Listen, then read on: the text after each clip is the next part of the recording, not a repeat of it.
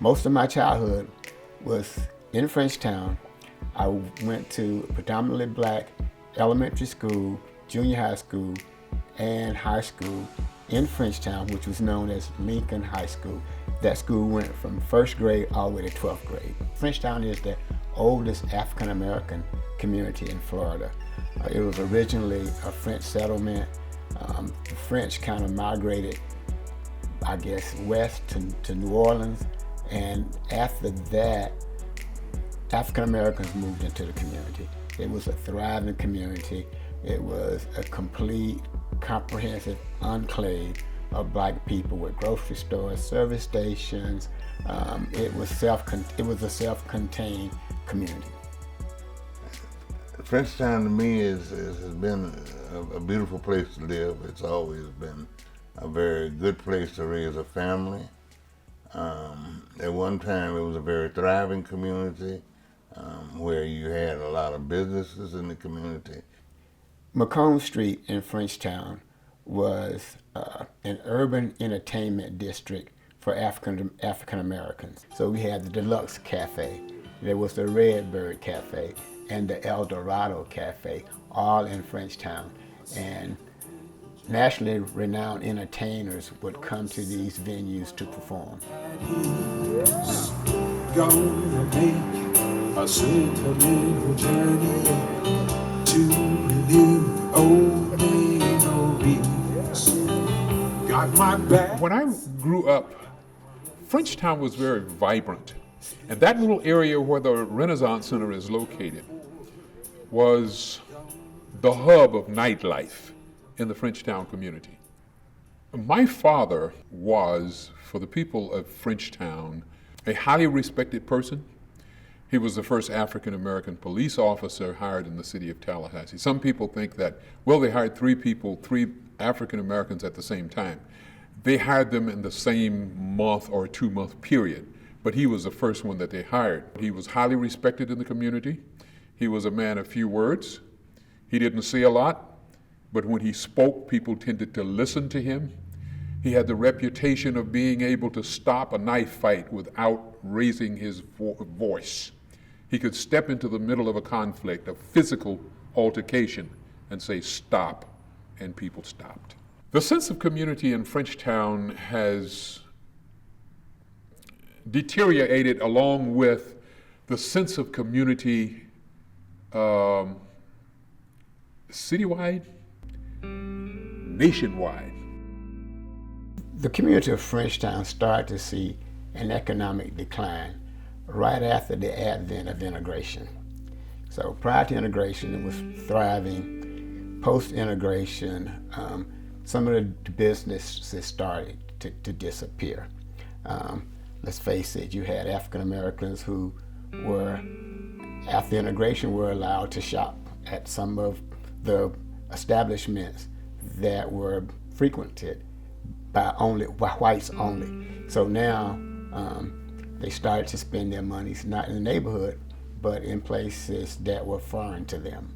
After the economic decline that we experienced from integration, now if you come forward to the late 90s and in the early 2000s, then we started to experience this gentrification, the gentrification of Frenchtown. So now a lot of the old landmarks are gone.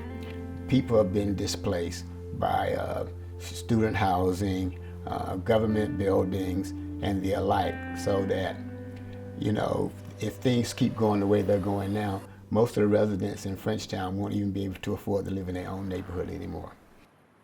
Housing is critical.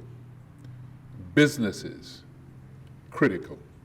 Huge apartment complexes are destructive to the culture of Frenchtown. We don't like it. We don't want it. It's gentrification. We know what it is. But when banks and lenders are not willing to lend in certain areas, when you don't have investors willing to invest in certain areas for fear of whatever their fears might be, that further erodes the culture and the historic nature of Frenchtown. Most of the problem basically exists because it's too close. You live too close to the university. Florida State can't grow. The only way it has to grow is towards our community. You're going to find that people are going to be displaced because, number one, they can't afford to pay the taxes in the community.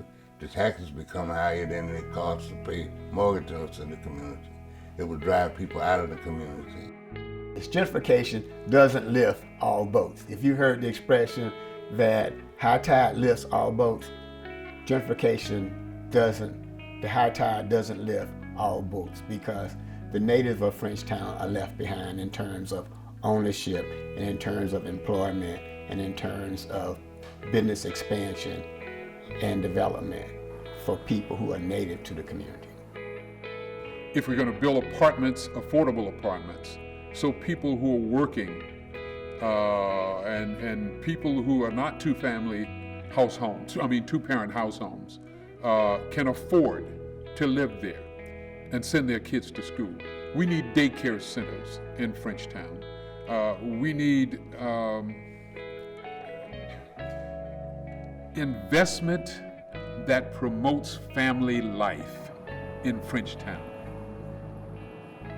I'd really like to see us get more businesses back in the community, because right now we don't have anywhere for people to shop at all, hardly.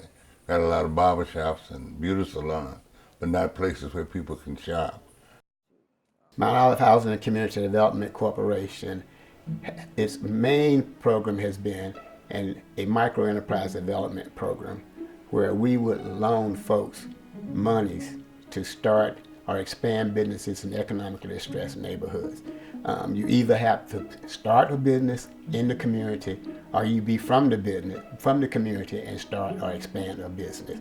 And our intent is to loan money to folks who are not bankable. So if you could go to a bank and borrow some money, then you're not our customer. Mount Olive Housing and Community Development Corporation we started this event, and it's centered around Florida A&M University football. So we have an event called Frenchtown Rising.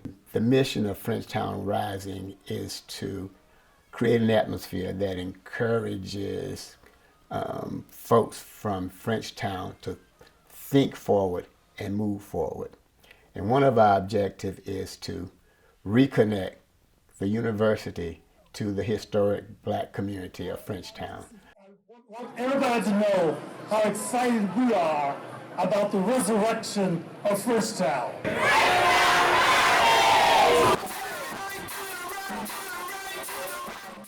And it's produced each Friday before every FAMU home game.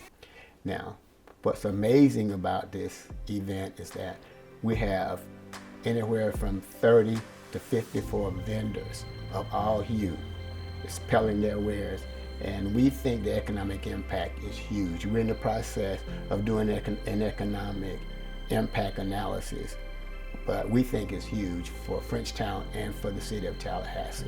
In Frenchtown, 5 years from now, or maybe 10 years from now, we'd like to see more development, more ownership of businesses by the indigenous people of Frenchtown, and we like to see a great deal more workforce housing in Frenchtown that will attract some of the folks who used to live in Frenchtown, so should I say the families of some of those people used to live in Frenchtown, back to Frenchtown. Let's think about this. You ever see Africans come to America to get education? You see Chinese folks come to America to get education. What do? They take the fruit of their education back to Africa or back to China. We want to see Black folks who families originated in Frenchtown, who have gone away, have gotten educated. We want them to bring the fruit of their education back to Frenchtown.